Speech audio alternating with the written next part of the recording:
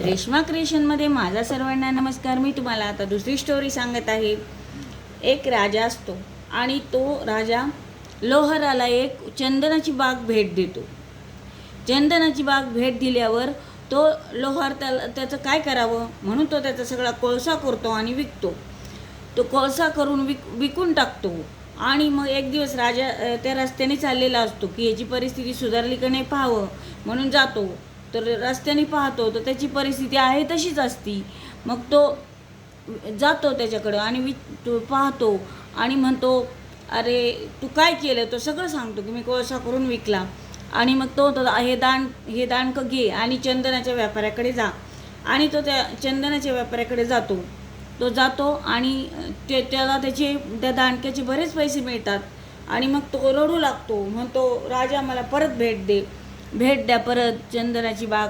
तर ते म्हणतात, असे वारंवार भेट मिळत नसते, ती एकदाच दिली जाते आणि आपलं आयुष्यही असंच आहे, ते एकदाच मिळतं आणि त्याचं काय करायचं, कसं करायचं हे आपल्या हातात आहे। सोनं करायचं का चांगलं करायचं का वाईट करायचं, की त्यांनी तो कोळसा करून विकला तसं कोळसा करायचा का आपल्या शरीराचा, का सोनं करायचं का पैसा करायचा, हे आपल्या हातात आहे आणि मनुष्य जन्म हा एकदाच आहे। त्याच्यामुळे चांगले विचार करा, चांगले वागा आणि चांगले राहा आणि उत्तम वागा आणि इतरांशी चांगले वागा। त्याच्यामुळे तुमचेही कल्याण होईल। नाहीतर लोहारासारखं आपण कोळसा करून मग परत जीवन देण्यात काही अर्थ नाही आहे। परत जीवन मिळत नसते माणसाचा जन्म एकदाच असतो।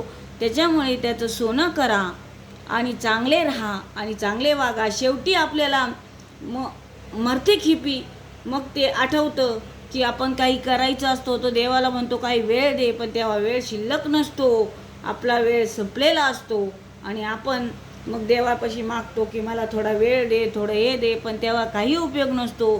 त्याच्या आधीच चांगले करा, जागे व्हा आणि मग मरते खेपी सगळं आपली घटका मोजते तेव्हा आपल्याला सगळं आठवतं की आपण हे केलं पाहिजे, ते केलं पाहिजे होतं, असं केलं पाहिजे होतं।